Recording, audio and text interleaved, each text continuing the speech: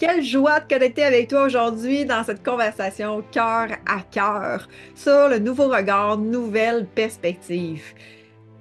J'en fais un événement, il va y avoir une retraite la semaine prochaine du 8 au 12, mais si tu le prends au septembre, en fait, si tu prends cette information-là, tu vas pouvoir venir nous rejoindre dans cette retraite-là avec grand plaisir. Puis c'est vraiment un honneur, puis je suis vraiment ravie de pouvoir t'accueillir dans cette retraite.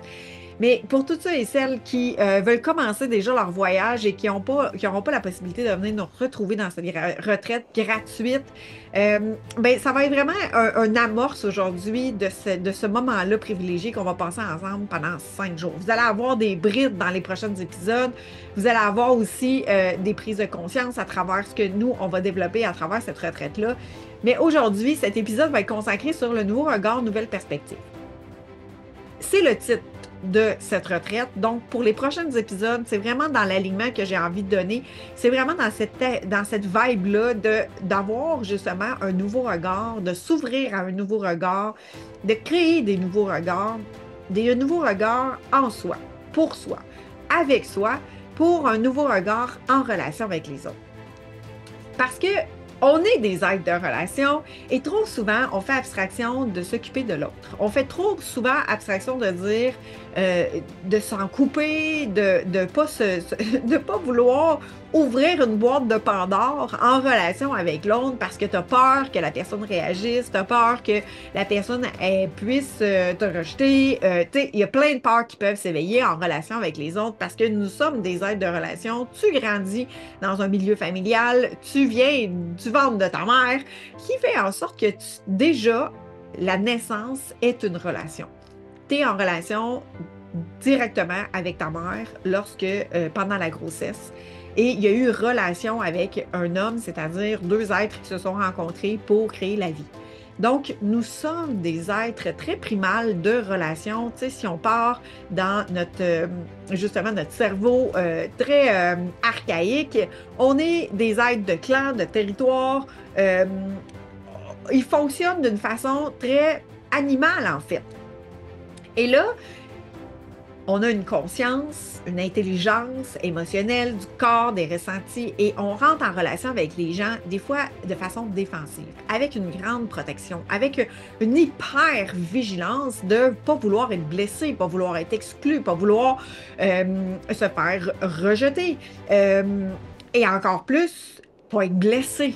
Donc, il y a plein de mises en situation, de mises en contexte, de mécanismes qui sont mis en place pour pouvoir inconsciemment, pour survivre à travers la jungle des relations.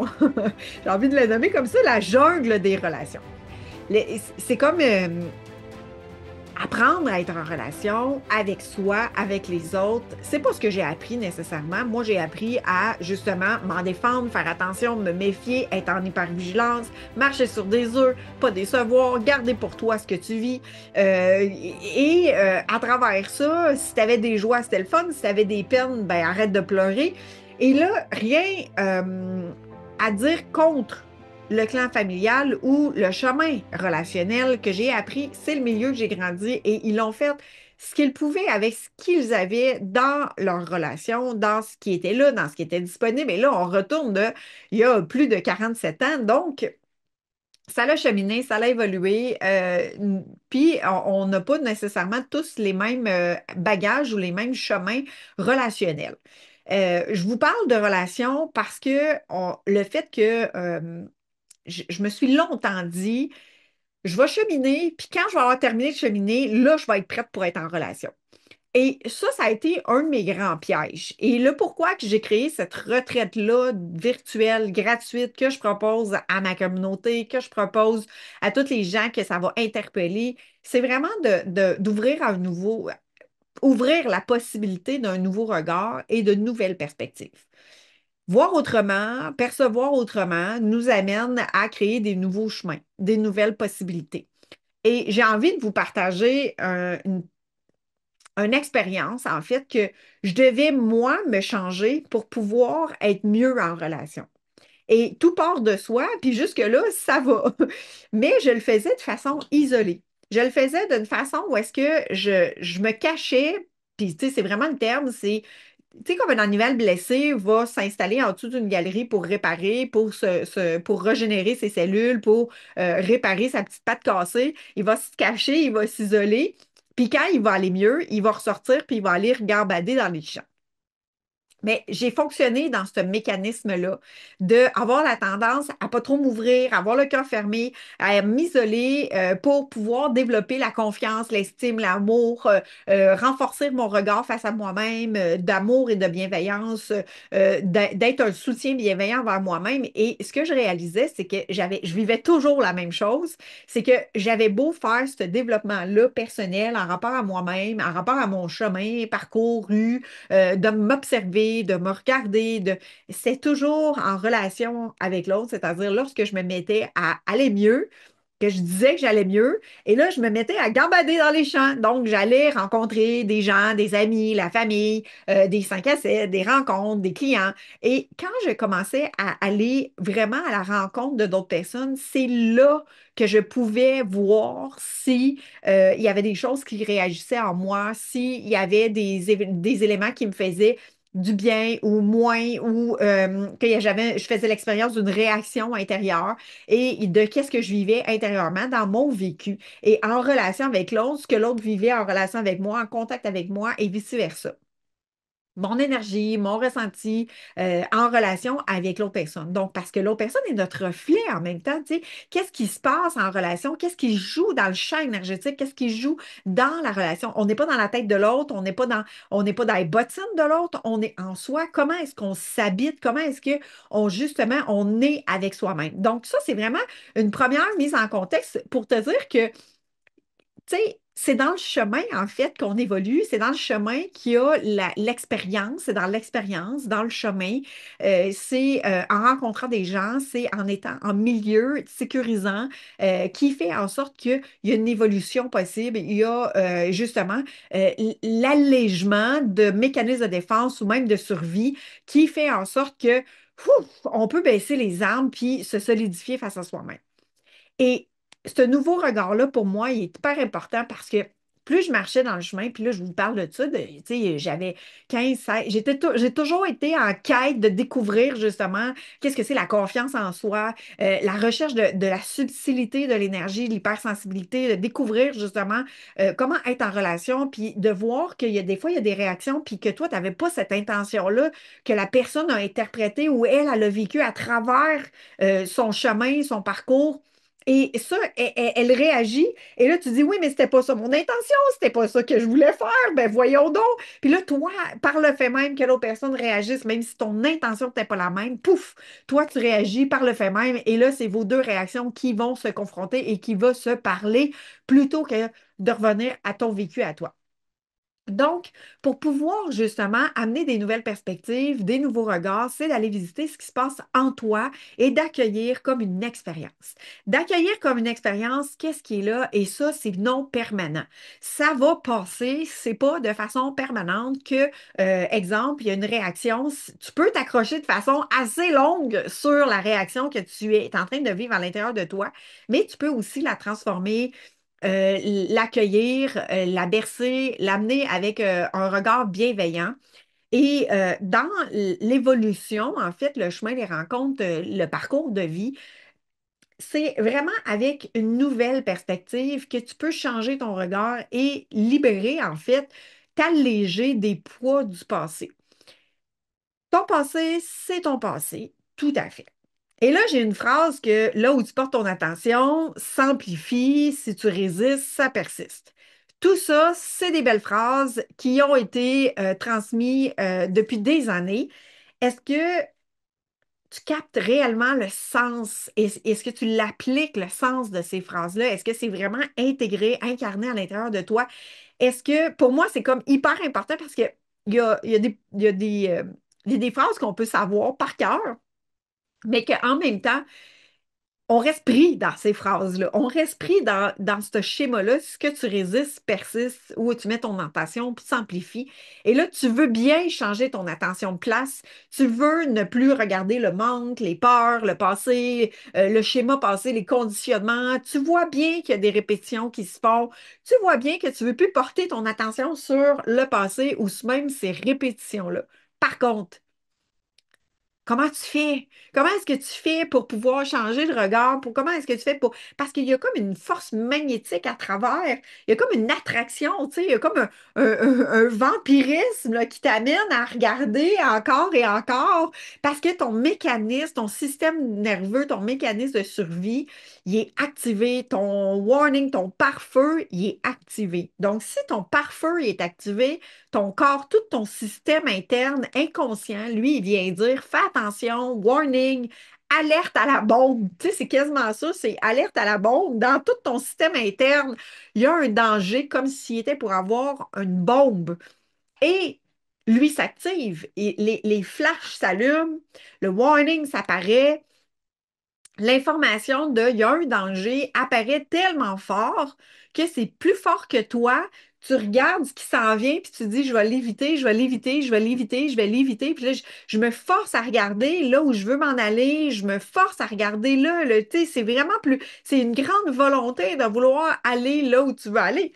Mais l'affaire, c'est qu'en arrière, là, il y a comme une bombe là, qui te suit, puis elle te suit. C'est ça l'affaire. C'est que tu as beau avancer, mais elle est à l'intérieur de toi. Fait que tu as beau vouloir l'éviter, tu as beau vouloir la transformer. L'objectif, ça va être de prendre une pause, de la regarder, de l'observer, de l'accueillir pour pouvoir la désamorcer et changer ton regard. L'idée, c'est j'en fais l'expérience quand ton mécanisme de survie, un mécanisme de survie, c'est un mécanisme qui t'amène à survivre. Donc, imagine dans un état extrême où est-ce que c'est la survie. Donc, de base, il manque de nourriture, ça prend de la nourriture, ça prend un toit sur la tête, ça prend un espace sécuritaire pour mieux dormir ce soir. Tu sais, fais juste imaginer dans l'archaïque, c'est-à-dire si tu étais un animal en pleine forêt, dans pleine jungle, de c'est quoi la survie versus être dans un confort d'une sécurité?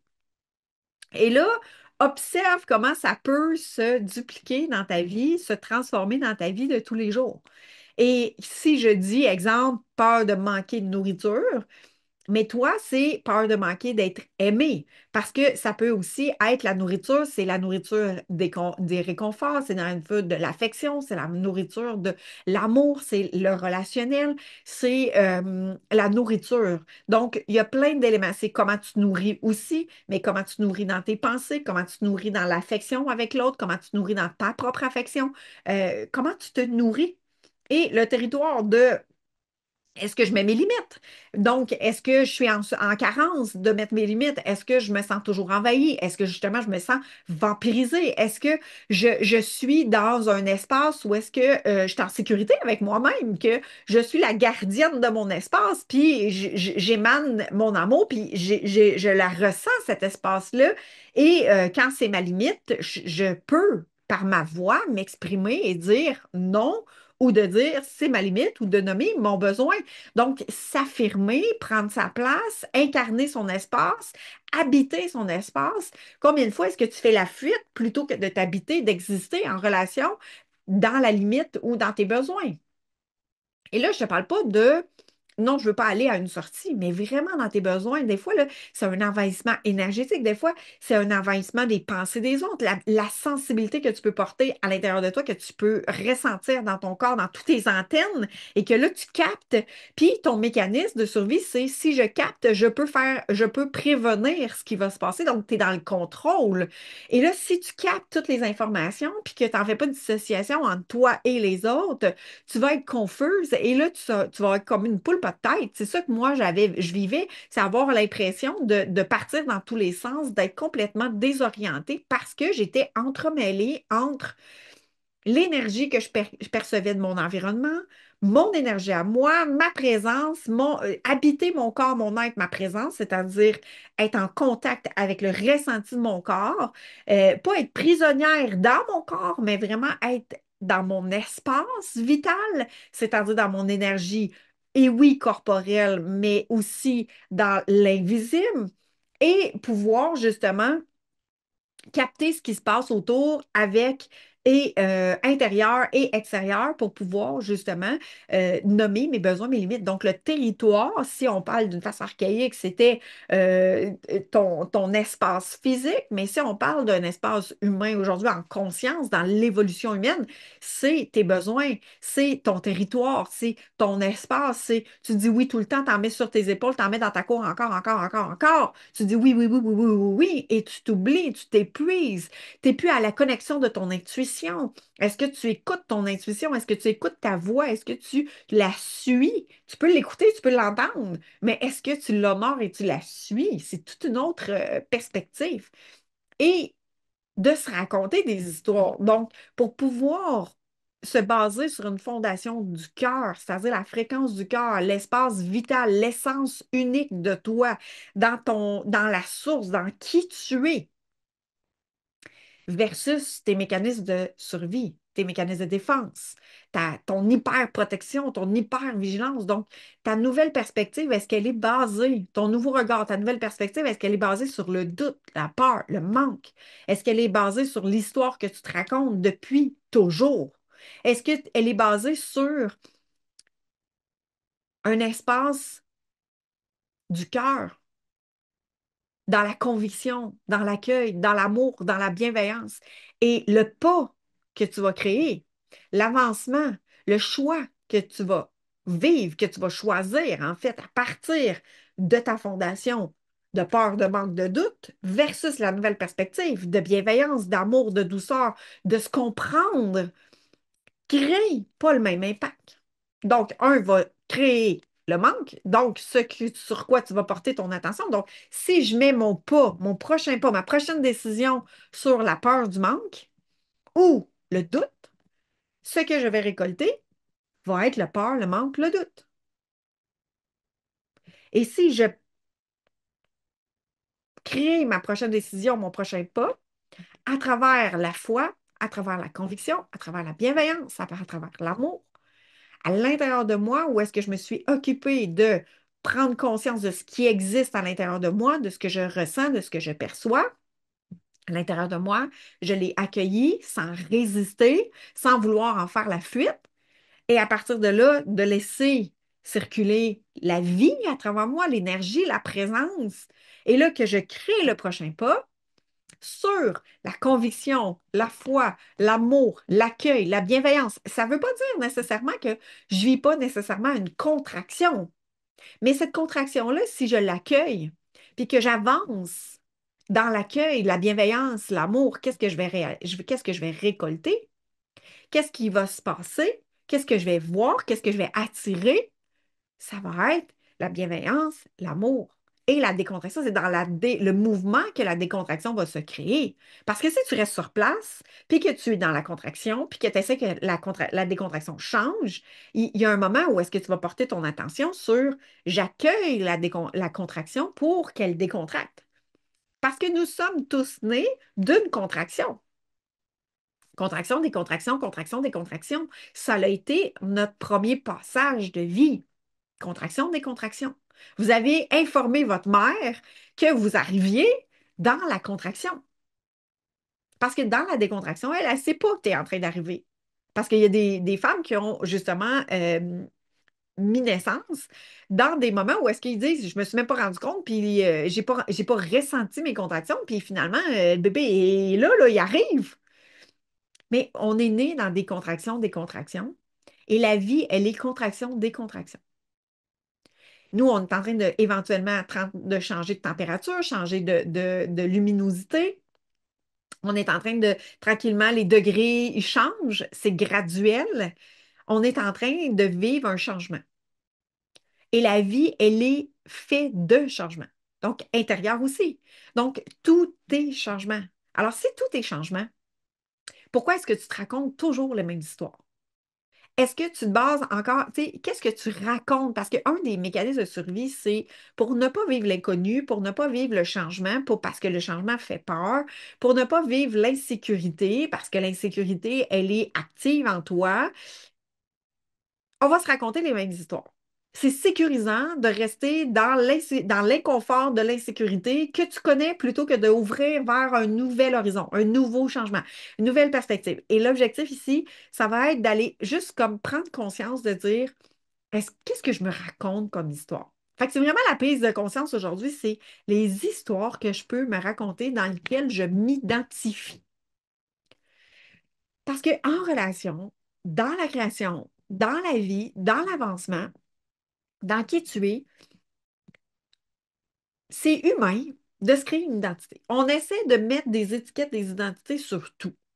Ça se définit de quoi? Pour rassurer le mental que lui, il est directement, il essaye de protéger notre inconscient, il essaye de nous protéger, de nous maintenir en vie, puis lui, il veut juste nous protéger d'une façon archaïque, évidemment, il l'a déjà vécu et il veut te prévenir d'eux. Alors lui, là, il va te raconter les mêmes histoires encore et encore. T'es pas tanné? Moi, là, des fois, je suis tannée de m'entendre dire ouais, ça, c'est encore la même chose. Et là, plus je suis à l'observation, parce que des fois, c'est subtil. Comment est-ce qu'on peut s'en passer des petites vites, là? On peut se raconter des histoires en se disant c'est pas vraiment une histoire que je me raconte, mais je veux juste justifier ou je veux juste expliquer le pourquoi, du pourquoi, du pourquoi, du pourquoi.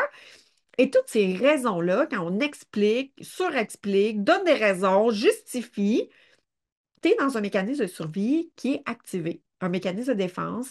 Il y a quelque chose qui se passe à l'intérieur de toi où est-ce que c'est fragilisé, c'est insécure, il y a de l'insécurité, il peut y avoir de l'infériorité, il peut y avoir des doutes, il y a un espace qui est activé que lui, là, il vient rajouter plein, plein, plein de morceaux d'alourdissement pour pouvoir dire il y a quelque chose qui se passe, mais je ne sais pas comment le gérer. Fait que moi, la seule façon que j'ai choisie, la seule façon que j'ai appris, c'est je devais me justifier. Je devais donner des raisons pour que les gens puissent me comprendre. Ça, c'est une des façons de faire où est-ce que tu vas te raconter des histoires, puis là, tu essaies de créer quelque chose de nouveau, d'ouvrir à de nouveaux horizons, de porter ton attention ailleurs, mais il y a toutes les histoires qui alourdissent, qui font en sorte que ton focus, il revient toujours dans cette direction-là. Donc, tout ce que tu peux amener ton regard sur, c'est quoi les histoires que je me raconte? Ah, moi, je suis comme ça. Moi, je suis même l'hypersensibilité. Tu sais, si tu t'identifies à l'hypersensibilité, plutôt que de dire je ressens mes sens. Je fais l'expérience de ressentir mes sens. Versus je m'identifie à. Je perds mon attention facilement. Je fais l'expérience de perdre mon attention. Et tout ce qu'on peut identifier de je suis lente. Ah, moi, j'ai pas de confiance en moi. Parce que c'est souvent des choses qui sont dans une énergie basse qu'on va s'identifier pour se donner des raisons du pourquoi on est comme ça, plutôt que de prendre conscience de ce qui est activé à l'intérieur de soi, de ce que ça vient réveiller à l'intérieur de toi pour pouvoir t'en occuper et l'accueillir et le transformer. Parce que si tu portes ton attention sur ce qui se passe à l'intérieur de toi, plutôt sur l'étiquette ou l'identification ou la raison ou la justification, bien, tu amènes ton regard ailleurs. Donc, c'est vraiment d'amener un nouveau regard à l'intérieur de soi. Ton regard, il est porté sur la justification, ton regard est porté sur des raisonnements, sur j'essaie de chercher le pourquoi. Et là, je me suis longtemps identifiée étant en manque de confiance en moi. Parce que c'est ce qu'on m'avait dit. Je l'ai cru. Je l'ai juste cru. Puis là, j'ai cherché, puis j'ai cherché, puis j'ai cherché. Puis en fin de compte, quand j'observe, est-ce que c'était réellement le manque de confiance ou la manque de connaissance de moi? Alors, quand j'ai appris, tout simplement changer mon regard pour apprendre à me connaître plutôt que de focuser sur je manque de confiance, donc je dois développer plus de confiance, je suis allée découvrir qu'est-ce que je devais apprendre de moi, quelles connaissances je n'avais pas de moi qui faisaient en sorte que je, je, je, je me limitais dans certaines actions, je me limitais dans certains mouvements, dans certaines prises de parole, dans certaines présentations. Et là, quand j'ai appris à me connaître, ça a complètement changé ma perspective sur la confiance. Parce que est-ce que c'est vraiment un manque d'estime, un manque de confiance, un manque d'amour, ou simplement ton regard est sur les étiquettes, est sur l'identification et elle est sur le manque plutôt que la connaissance de soi. Et là, quel impact ça peut avoir, tout ça, d'observer justement, c'est d'observer, de te voir dans ta façon de vouloir protéger ce qui se passe à l'intérieur de toi. Bien, c'est d'amener de la connaissance, de l'observation. Et là, ici, c'est pas de juger qu'est-ce qui est là, c'est pas de critiquer qu'est-ce qui est là. Au contraire, on veut transformer. L'objectif, c'est de transformer la critique, le jugement en bienveillance et en amour pour que tu puisses, que même si tu te juges, de ne pas te critiquer par-dessus le jugement que tu es en train de faire de toi, de l'accueillir tout simplement, sans vouloir le transformer, simplement de dire, OK, je suis en train de me juger actuellement, je fais cette expérience-là, je l'accueille. Je l'accueille. Je la juge pas que je suis en train de me juger. D'en rajouter une couche par-dessus la couche, là, tu sais. Et ça m'a amené à m'épuiser. Ça m'a amené à me perdre dans le chemin. Ça m'a amené à douter de moi et de créer des fondations qui sont effritables. Quand je dis mes fondations qui sont effritables, c'est les fondations à l'intérieur de moi, dans ce que je créais, dans ce que je vivais. Donc, ça m'a amené à vivre, tu sais, je, ça m'a amené à vivre, exemple, des fondations dans mon entreprise qui étaient effritables. Auparavant, des relations amoureuses où est-ce que c'était effritable. Ça ne durait pas dans le temps. Et là, j'ai vu comment je pouvais m'accueillir davantage, qu'aujourd'hui, ça fait 7 ans qu'on est en relation, moi et mon amoureux, et j'ai adopté un chien, un Golden Doodle, qui est Hector. Puis Hector, lui, fait partie de ma vie depuis 7 ans. Et je me suis engagée. Donc, j'ai changé ma perspective, j'ai changé parce que je m'étais dit, moi, ne pas être capable de m'engager.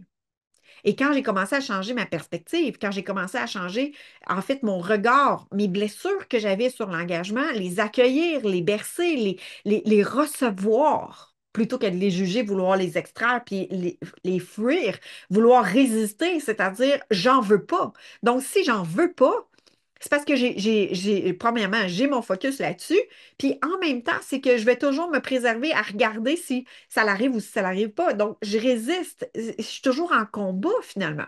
Donc, si j'accueille, si je viens recevoir qu'est-ce qui est là, qu'est-ce qui est présent, ça va me permettre de pouvoir justement ne plus m'identifier à je ne veux pas m'engager parce que c'est dangereux de m'engager, mais d'aller accueillir qu'est-ce qui est là. Parce qu'il va se réveiller plein de situations. Ça se peut qu'il y a une mémoire qui se réveille de un engagement, ça fait mal.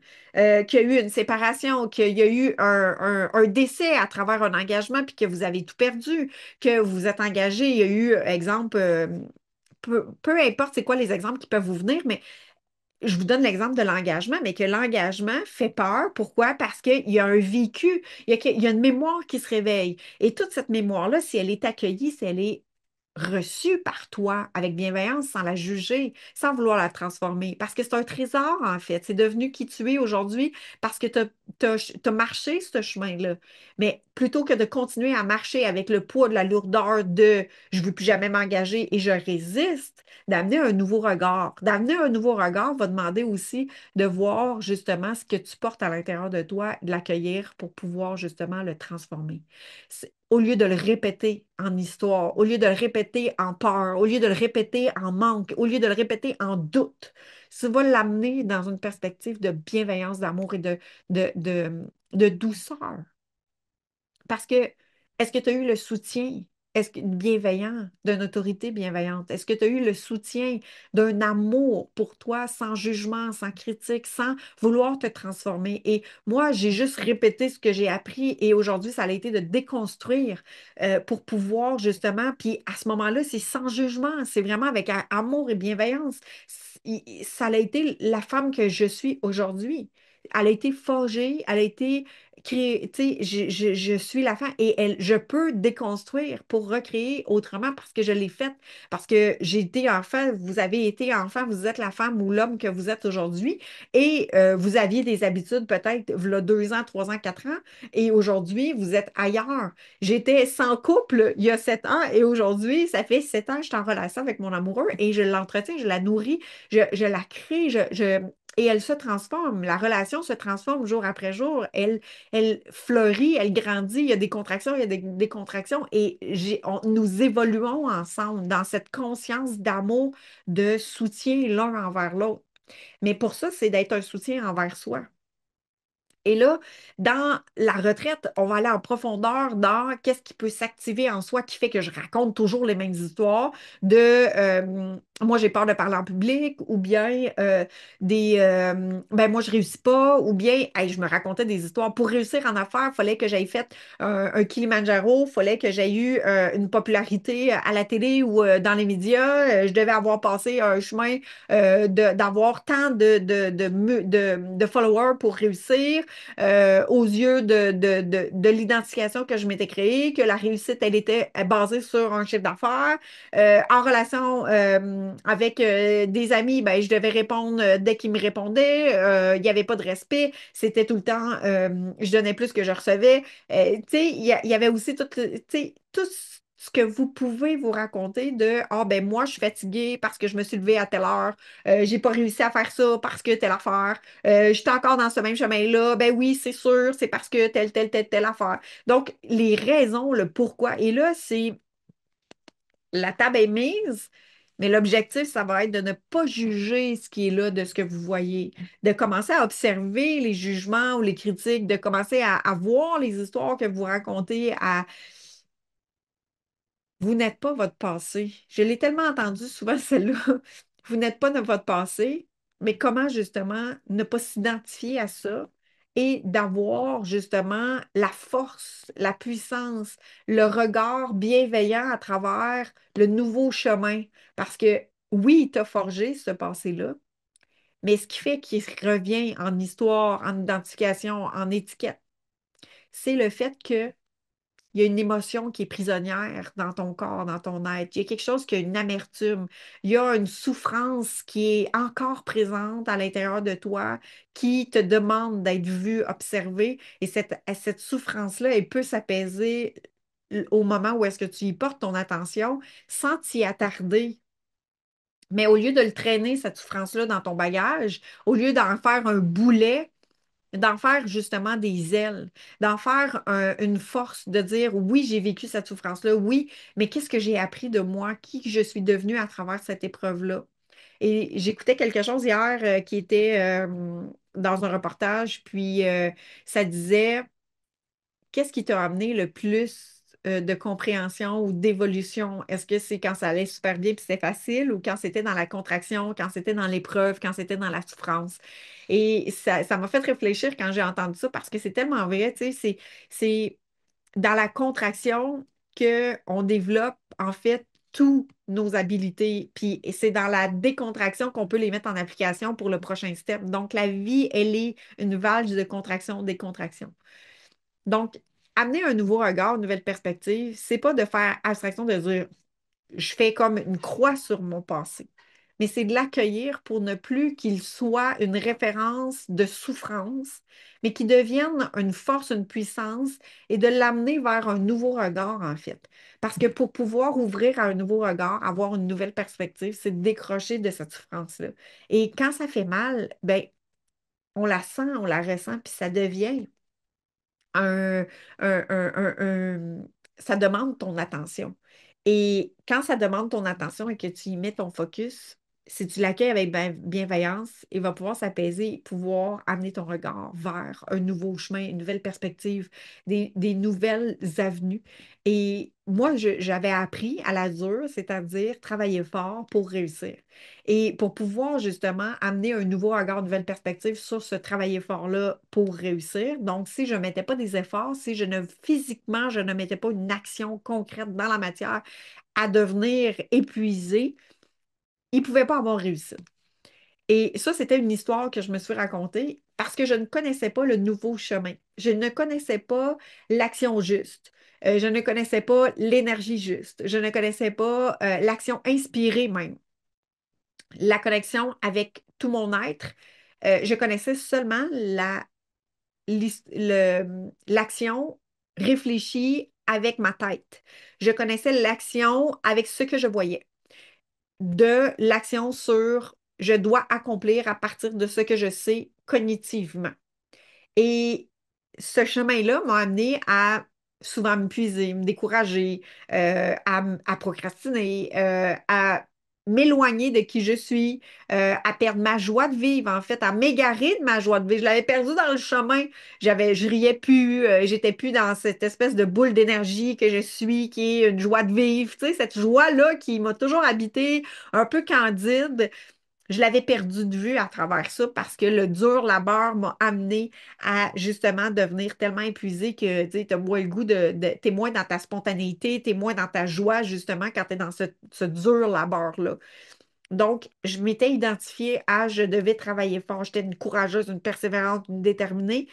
Je m'identifiais dans ces caractéristiques-là pour prouver que je méritais. Et ça, c'était inconscient, mais je le racontais comme justification. Tu sais, regarde, j'ai fait ça, j'ai accompli telle chose, il fallait qu'on me voie, fallait...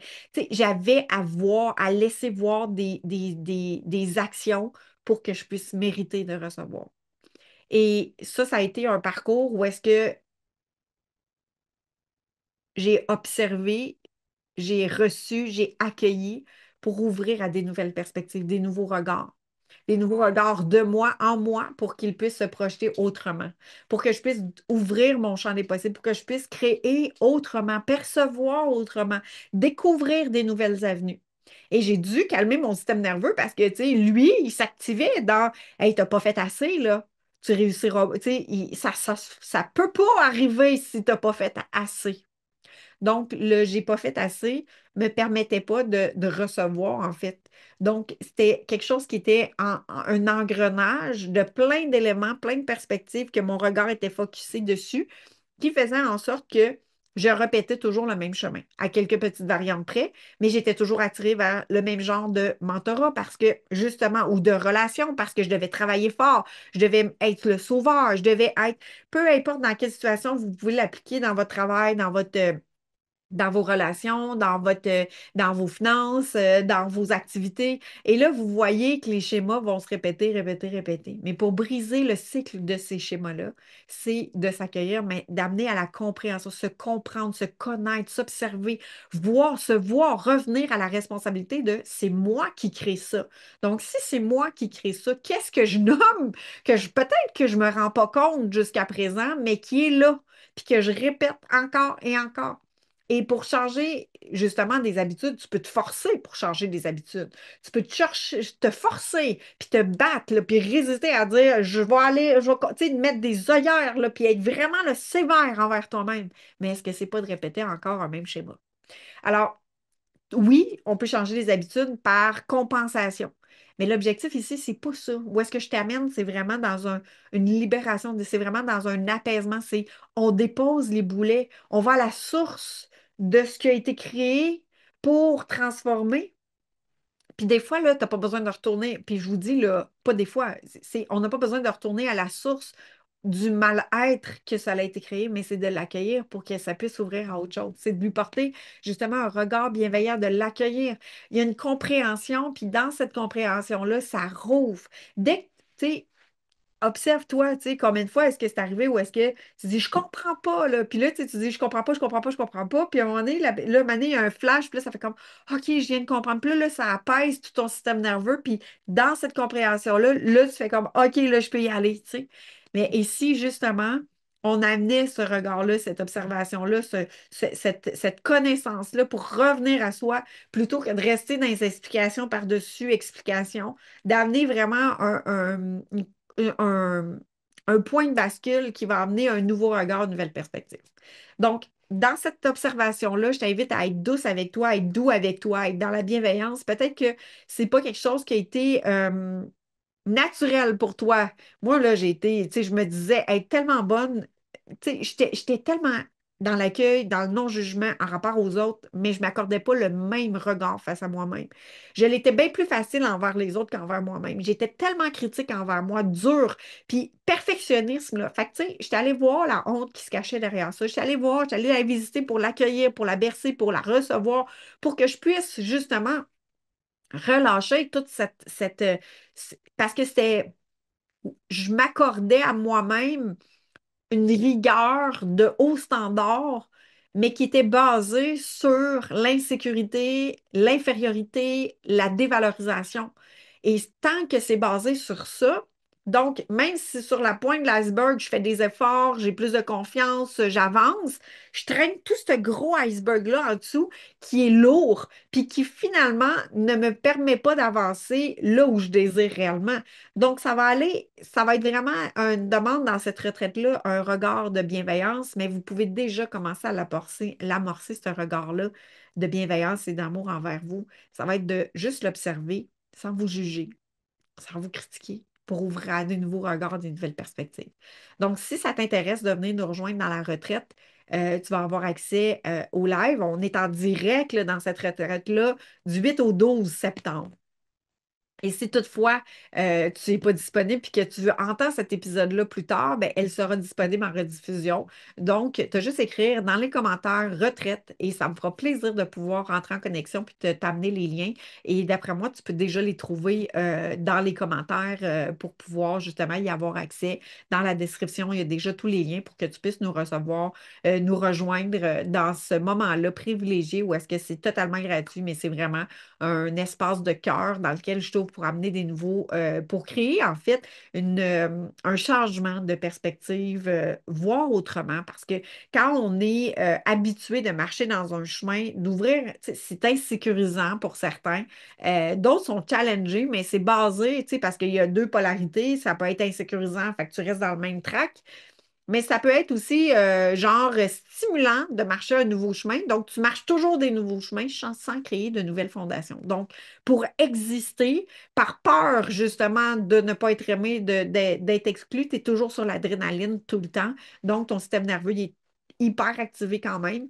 Donc, moi, je vivais ça avec les sports. Fait que je me prouvais de me montrer que j'étais capable. Fait que j'étais toujours en train de recommencer. Je ne pouvais jamais surfer tu sais, une vague, un fleuve tranquille. J'étais tout le temps dans l'adrénaline parce que je me sentais vivante. C'était la seule façon que je me sentais vivante.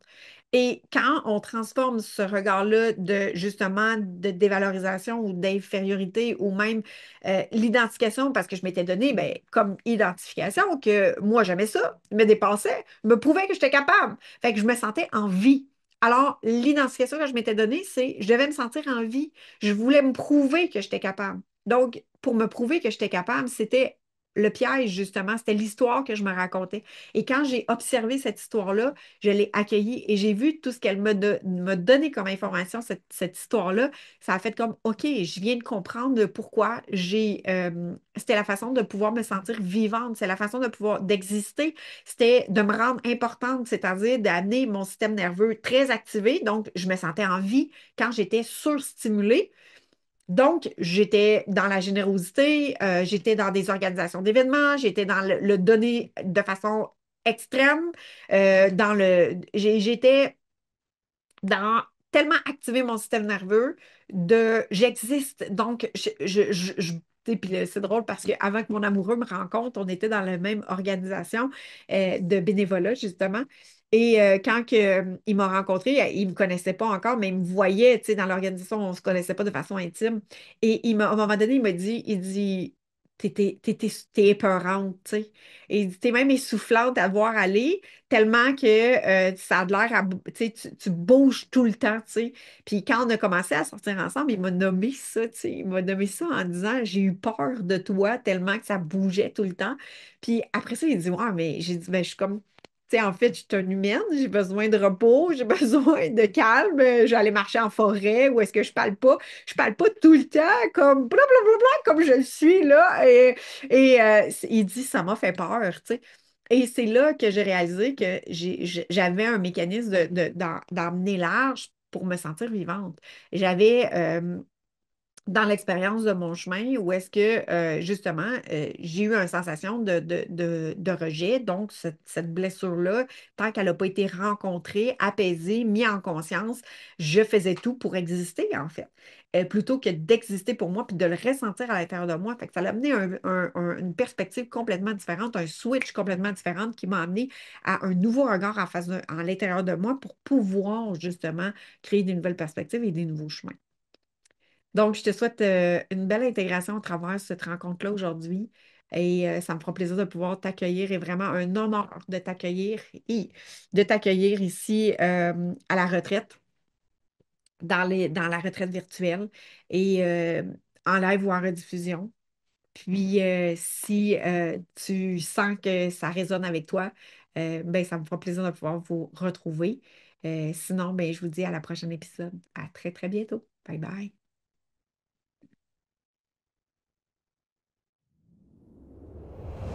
C'est un honneur pour moi d'avoir partagé ce moment cœur à cœur avec toi. J'espère que ces réflexions, ces partages t'ont inspiré et avancé avec plus de confiance vers ton épanouissement et ta liberté d'être toi. Rappelle-toi que chaque pas que tu fais vers ta réalisation, ta pleine réalisation, est un miracle en soi. Pour poursuivre ton chemin, je t'invite à rejoindre la communauté Cœur et âme de leaders. Des leaders de cœur et d'impact, c'est un espace dédié pour toi. Des espaces d'échange, de soutien, de masterclass pour poursuivre son chemin à ta rencontre. Dédié à toutes les personnes qui aspirent et qui sont déterminées à vivre leur ascension avec authenticité et puissance. Si tu as des questions dans ton cheminement ou que tu cherches un accompagnement dans ton processus d'ascension, c'est une joie pour moi de t'encourager à m'écrire directement via le lien dans la description. Ensemble, avançons vers ta transformation. Je suis remplie de gratitude de ton écoute. Et je tiens à te partager que tu as mon soutien de cœur dans ton cheminement. Je te dis à très bientôt dans une nouvelle conversation cœur à cœur dans le miracle de ton Odyssée.